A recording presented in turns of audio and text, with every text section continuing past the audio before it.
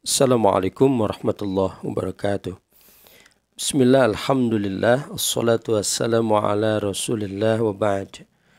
Teman-teman mahasiswa, alhamdulillah pada kesempatan ini bisa bersua kembali dengan Bapak. Insyaallah kita akan melanjutkan materi mata kuliah kita terkait dengan ekonomi Islam. Pada pembahasan kali ini kita akan bicara tentang sharing mechanism atau mekanisme berbagi in Islamic perspective, di dalam perspektif Islam. Teman-teman mahasiswa, ketika kita bicara mekanisme berbagi di dalam Islam, ada dua bahasan besar, yakni yang pertama zakat dan yang kedua wakaf.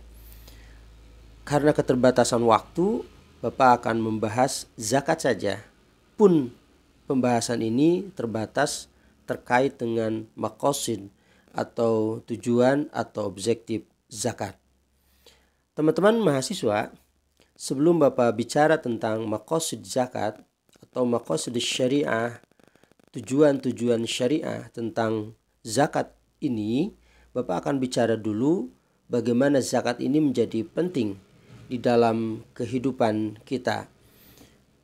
Hari ini ketika kita bicara tentang masalah ekonomi dalam perspektif Islam, ada sebagian pemikir yang kita sebut dengan aliran Iqtisaduna yang dipelopori oleh Bagir Sadr menyebut bahwa persoalan utama dalam ekonomi Islam bukan terletak di dalam kelangkaan yang timbul dikarenakan keinginan manusia yang tidak terbatas berbanding terbalik dengan sumber daya yang terbatas, tetapi masalah ekonomi itu lahir karena terjadinya yang disebut dengan ketidakadilan dalam distribusi.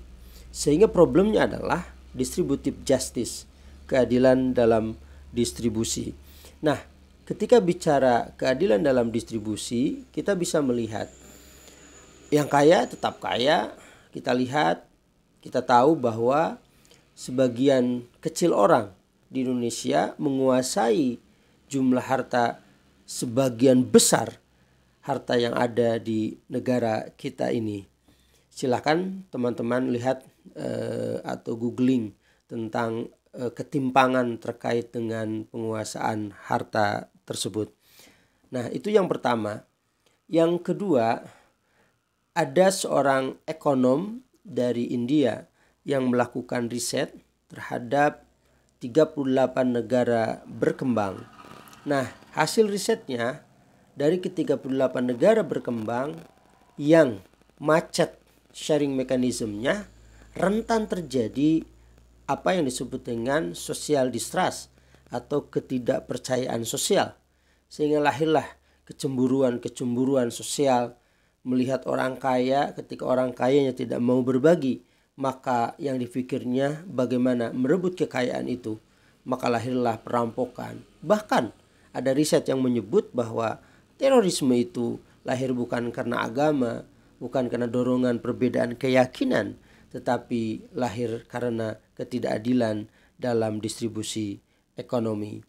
Jadi riset Gupta ini membuktikan bahwa pentingnya mekanisme berbagi ini bagi keharmonisan sosial, bagi kehangatan sosial, sehingga terjalin kohesi sosial, sehingga terjalin bagaimana kita bisa hidup berdampingan secara tentram.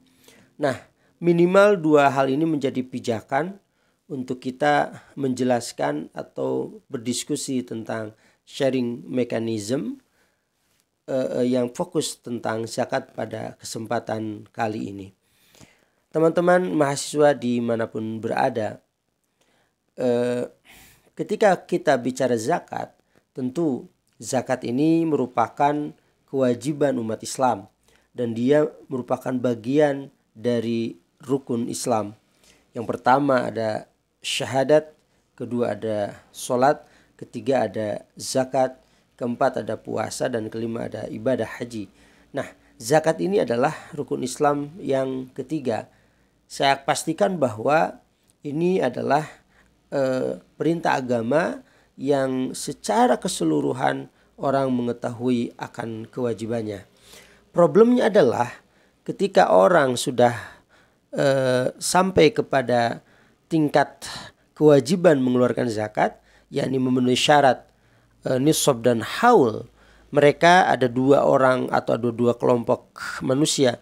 Pertama, ada yang kaya tetapi dia tidak tahu akan kewajiban berzakat. Ada yang kedua, orang yang kaya tetapi dia bakhil atau tidak mau atau enggan untuk mengeluarkan zakat.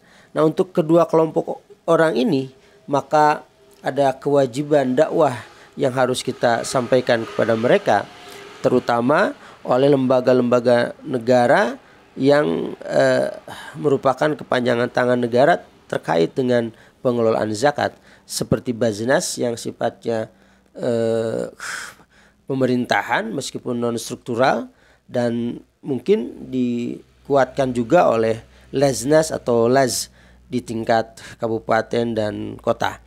Nah, teman-teman mahasiswa, oleh karena itu dibutuhkan salah satu perspektif atau salah satu pendekatan yang berbeda, yang ini merupakan penguat dari pendekatan yang biasa kita gunakan. Pendekatan yang pertama biasanya kita melakukan pendekatan fikih. Sepertinya sholat misalnya, sholat fardu itu hukumnya wajib. Ketika Anda sholat, Anda mendapatkan pahala, dan ketika Anda meninggalkan sholat, Anda mendapatkan dosa dan Anda akan dihukum oleh Allah Subhanahu wa Ta'ala. Pun zakat seperti itu. Zakat diperintahkan oleh Allah, Anda mengeluarkan zakat, Anda dapat pahala, dan ketika Anda tidak mengeluarkannya, Anda akan mendapatkan dosa dan mendapatkan siksa. Biasanya pendekatan itu dilakukan, yang kita sebut dengan pendekatan secara fikih. Nah, kita coba lakukan pendekatan yang kita sebut dengan maqasidus syariah, tujuan-tujuan syariah di dalam pensyariatan zakat ini. Kita coba melakukan pendekatan ini. Hari ini diskusi kita pun bicara seputar itu. Bapak berharap teman-teman mahasiswa mampu menguasai konsep ini, sehingga ketika berdiskusi tentang kewajiban zakat ada satu pendekatan yang berbeda dengan pendekatan-pendekatan pada umumnya. Teman-teman mahasiswa, bicara maqasidus syariah atau tujuan-tujuan syariah atau objektif zakat, kita coba lihat di Quran surah At-Taubah ayat 103. Allah berfirman, a'udzubillahi minasyaitonirrajim, khudz min amwalihim shadaqatan tutahhiruhum wa tuzakkihim biha wa shalli 'alaihim inna salataka sakanul lahum wallahu samiun alim. Dari ayat ini terdapat dua maqasid, terdapat dua tujuan ketika kita berzakat. Kita artikan dulu ayat ini. Khudz min amwalihim, ambillah dari harta-harta mereka. Siapa yang mengambil di sini? Tentu saja kalau dalam konteks hari ini yang mengambil ini adalah Baznas atau Laz, Badan Amil Zakat Nasional atau lembaga amil zakat, baik nasional ataupun yang di tingkat daerah ataupun kota. Ini sesuai dengan Undang-Undang Zakat nomor 23 tahun 2011. Jadi mereka yang punya kewenangan untuk mengambil zakat itu. Khudz min amwalihim, ambillah dari harta mereka shadaqatan, sebagai sedekah. Sedekah di sini adalah sedekah wajibah yang kita kenal dengan zakat. Nah, pertama, apa tujuannya ketika kita mengambil zakat? Yang pertama adalah tutahhiruhum wa tuzakkihim biha wa shalli 'alaihim. Wa tutahhiruhum, mensucikan, wa tuzakkihim, dan membersihkan. Kata tutahhiruhum dan tuzakkihim ini maknanya mirip, tetapi kalau kita lihat di kamus-kamus, tutahhiruhum ini lebih luas, maknanya lebih umum. Mensucikan apapun, baik itu yang tampak ataupun yang tidak tampak, baik itu secara lafaz ataupun secara makna, nah itu yang disebut dengan tutahhiruhum. Misalnya ketika kita bicara tentang bab najis, maka kita ketemu dengan fikih toharoh. Nah, nggak ada fikih tazkiyah. Tetapi kalau sudah bicara tazkiyah, itu biasanya kaitannya dengan nafas, tazkiyatun nufus misalnya, tulisan Imam Al-Ghazali terkait dengan pensucian jiwa. Nah, zakat ini yang pertama adalah ditujukan untuk membersihkan harta dan mensucikan jiwa kita. Kenapa membersihkan harta? Karena dalam harta kita ada hak orang lain. Perlu diingat, pemilik mutlak harta itu adalah Allah.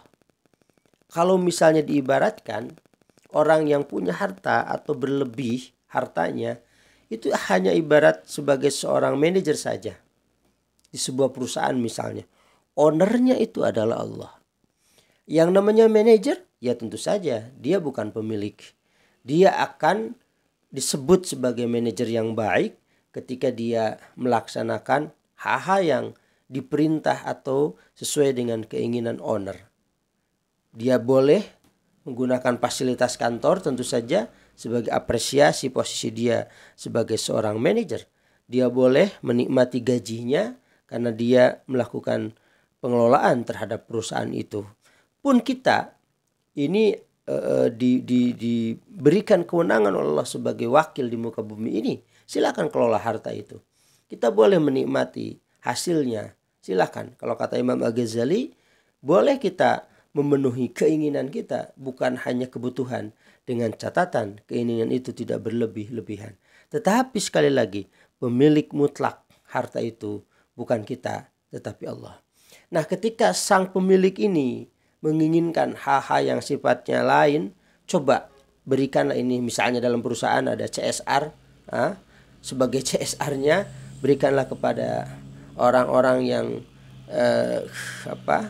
berkewajiban secara aturan menerima itu. Misalnya dia punya hak, perusahaan punya kewajiban, berikanlah seperti yang seharusnya. Artinya keluarkanlah zakatnya. Karena ini harta saya titipkan kepada Anda, ada hak orang miskin di situ, keluarkanlah. Nah ini teman-teman mahasiswa, harta yang dititipkan tadi dibersihkan dengan mengeluarkan zakat yang diperintahkan tersebut. Tetapi perlu dicatat bahwa harta yang dizakatkan itu tentu harta yang didapat dari jalan yang halal. Kan harta yang haram tidak ada zakat padanya. Dan itu tidak akan diterima oleh Allah Subhanahu wa ta'ala. Karena innallaha la yaqbalu shadaqatan min ghulul. Allah tidak akan menerima sedekah dari harta yang tidak halal. Yang kedua, ini masih poin pertama tentang maqasiduz zakah. Yang kedua, di samping membersihkan harta, tujuan zakat ini adalah mensucikan jiwa. Teman-teman mahasiswa, ada dua hal yang bisa menjerumuskan manusia. Yang pertama adalah sesuatu yang ada pada internal kita sebagai manusia. Yang kedua adalah sesuatu yang ada di luar diri kita. Mana yang internal itu? Yang internal itu adalah ego. Ego kita, keakuan kita. Keakuan yang tidak terkontrol, tidak terkendali, dan dia dibiarkan, maka keakuan ini akan memuncak sehingga menggeser dan mengalahkan keakuannya Allah Subhanahu wa ta'ala. Ketika orang sudah merasa paling kuat, paling berpengaruh, paling kaya, dan lain sebagainya, maka mereka akan menafikan kekuatan dan keagungan Allah Subhanahu wa ta'ala. Nah, di sisi ini manusia banyak yang terjerumus, dan di sisi ini manusia banyak yang celaka karena merasa paling segalanya. Nah, karena Allah menyayangi makhluknya untuk menyelamatkan kita dari kondisi ini, Allah memberikan perintah sholat. Ketika sholat, mengapa rahasianya? Ada kalimat yang sering kita sebut dan kita ucapkan, yaitu takbir. Di awal pun kita takbir, Allahu Akbar. Allah maha besar. Itu menggunakan isim tafdil atau superlatif. Allah maha besar. Allah paling agung. maka keegoan kita seagung apapun tidak ada apa-apanya dibanding dengan keagungan Allah Subhanahu wa taala. Sehingga ego kita akan menyadari bahwa dibatasi dengan ketentuan-ketentuan sebagai makhluk. Ada yang maha, yakni Allah Subhanahu wa taala. Sehingga kalau orang betul-betul melaksanakan sholat dengan yang seharusnya, dia akan mendorong agar keakuan itu bisa terkendalikan. Di atas aku ada yang maha kuasa, yakni Allah Subhanahu wa taala. Sehingga ketika kaya tidak sombong dengan kekayaannya, ketika pandai tidak sombong dengan kepandaiannya, ketika menjadi pejabat tidak sombong dengan jabatannya, dan seterusnya dan seterusnya. Yang kedua yang dapat menjerumuskan manusia itu adalah dari sisi eksternal manusia. Apa itu? Dalam konteks Islam kita sering menyebut dengan hubbud dunya, cinta kepada dunia. Cinta kepada dunia itu artinya ketika dunia untuk memenuhi hawa nafsunya, untuk memenuhi keinginannya. Berbeda ketika di dunia itu digunakan untuk bekal ibadah kepada Allah Subhanahu wa taala. Meskipun dia kaya, maka dia tidak akan disebut hubbud dunya. Tetapi beda ketika dia miskin, fokus di dalam sebuah pekerjaan misalnya, jadi tukang tembok atau apa, sehingga dia melupakan ibadah sholat. Nah, dia disebut hubbud dunya karena apa yang dia lakukan membuat jauh kepada Allah Subhanahu wa taala. Nah, dalam konteks orang kaya atau dahab atau orang yang dititipi harta yang banyak oleh Allah Subhanahu wa taala, maka kecenderungan terhadap dunia ini, cinta terhadap dunia ini bisa membahayakan, sehingga merasa bahwa dunia ini miliknya. Dunia ini akan dibawa mati. Dunia ini akan membuat dirinya kekal. Bahkan pada titik tertentu, saking cintanya terhadap dunia, sehingga dalam Quran dilukiskan suka menumpuk dan menghitungnya. Akhirnya dia menghalalkan segala cara untuk meraihnya. Kita lihat berapa orang yang korupsi padahal dia orang pandai. Berapa orang yang korupsi padahal gajinya lebih dari cukup. Nah, sifat greedy dan rakus dalam diri ini menerjerumuskan mereka. Karirnya hancur, hidupnya hancur dan seterusnya. Mengapa demikian? Karena terlalu mencintai dunia itu. Nah, Allah sekali lagi menyayangi kita untuk mengendalikan ambisi ini, maka lahirlah syariat zakat. Karena dengan syariat zakat orang akan menyadari bahwa harta ini adalah titipan yang maha kuasa, sehingga ketika ada perintah untuk kita berzakat, kita merelakan. Memang sepintas ini uang hasil jeripayah capek kita. Kita hanya memberikannya begitu saja kepada orang yang tentu saja membutuhkan. Tetapi ketika disadari ini adalah perintah Allah, kita diminta untuk tunduk kepada aturan Allah yang maha besar, bukan hartanya tetapi Allah Subhanahu wa taala. Dan ini pun akan melahirkan kesadaran di dalam dirinya, sehingga dia berpikir bagaimana harta ini tetap terjaga dari sisi ketidakhalalan, sehingga terus bisa mendapatkan keberkahan bagi dirinya. Teman-teman mahasiswa, maqasid yang kedua yang terkandung dalam ayat ini adalah washolli alaihim, dan doakanlah mereka, inna sholataka sakanul lahum, sesungguhnya doa engkau terhadap mereka akan membuat mereka tentram atau akan menjadi ketenangan bagi mereka. Wallahu sami'un alim, Allah maha mendengar dan maha mengetahui. Di potongan ayat tadi di sini disebut ada inna sholataka sakanul lahum, ada kata sakan. Sakan ini seakar dengan kata sakinah yang kita artikan tentram. Tentu saja yang dimaksud di sini adalah ketentraman sosial, ketentraman rumah tangga, ketentraman diri sendiri. Jadi ketentraman ini penting. Ketentraman ini penting. Jadi orang yang mengeluarkan zakat hidupnya akan tentram, keluarganya akan berkah, di masyarakat pun dia akan merasakan nyaman. Kecemburuan sosial akan terenyahkan karena dia selalu berbagi. Di awal Bapak sampaikan bahwa sharing mechanism ini akan mengangkat, akan mendorong apa yang disebut dengan kehangatan sosial, apa yang disebut dengan keutuhan, keharmonisan secara sosial, akan melahirkan yang disebut dengan trust atau kepercayaan. Nah, tetapi sebaliknya, kalau orang tidak peduli kepada yang lain, padahal dia punya kemampuan, akan lahir yang disebut dengan social distrust, ketidakpercayaan secara sosial. Lahirlah dari hal itu kejahatan dan lain sebagainya, seperti Bapak kemukakan di awal tadi. Teman-teman mahasiswa, maqasid yang ketiga bisa dilihat di dalam Quran surah Ar-Rum ayat 39.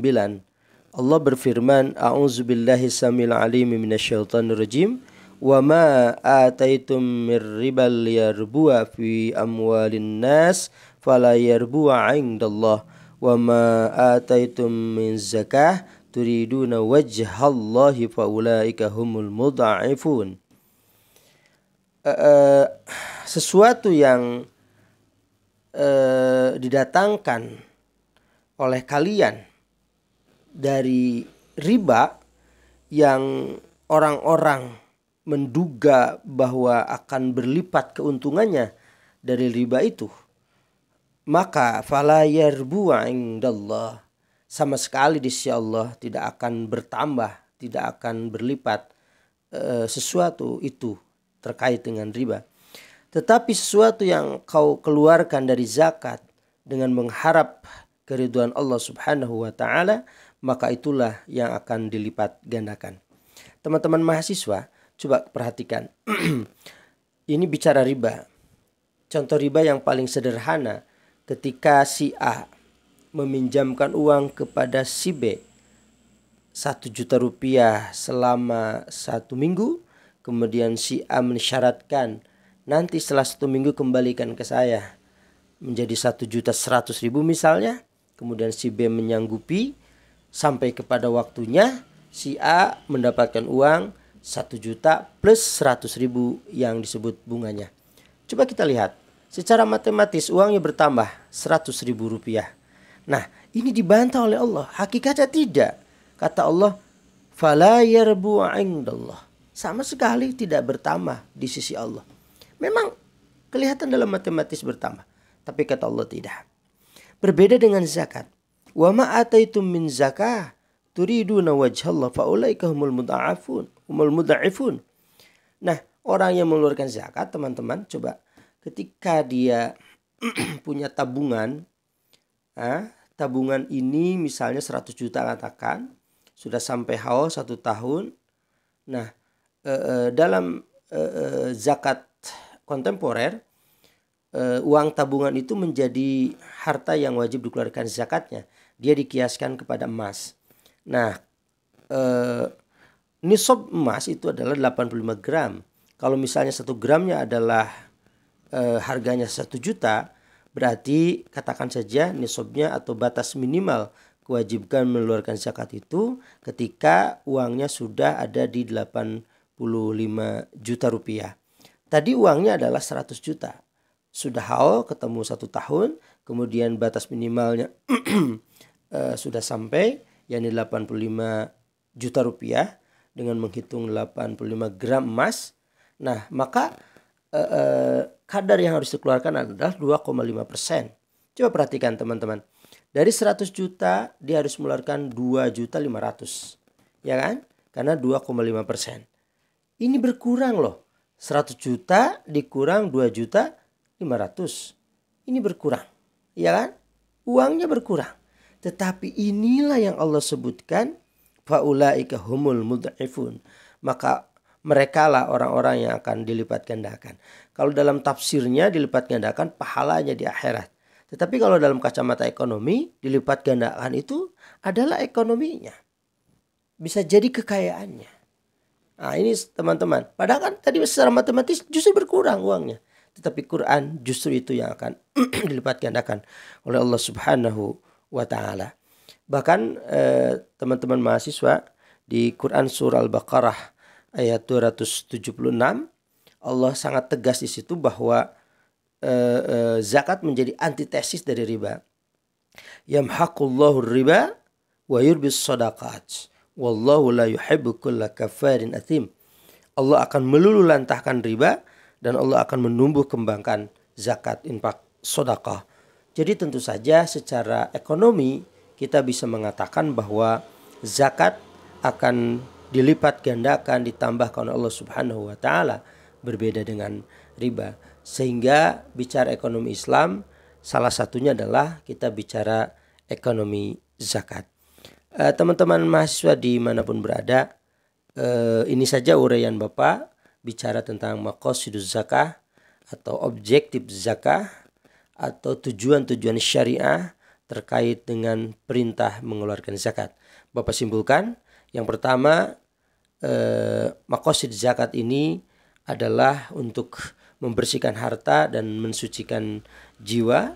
Yang kedua, untuk melahirkan ketentraman secara individu, keluarga, dan masyarakat atau sosial. Dan yang ketiga, ada dimensi ekonomi di dalam zakat itu, yakni orientasi dilipat gandakan oleh Allah Subhanahu wa taala. Demikian, semoga ini menjadi salah satu materi yang bisa mencerahkan dan kita diskusikan di waktu yang lain agar teman-teman bisa lebih mendalami dan memahami. Sekali lagi, ini hanya sebatas trigger saja karena uraian yang komprehensif tidak cukup dalam waktu yang singkat dan sederhana ini. Demikian, billahil hidayah wa taufik. Wassalamualaikum warahmatullahi wabarakatuh.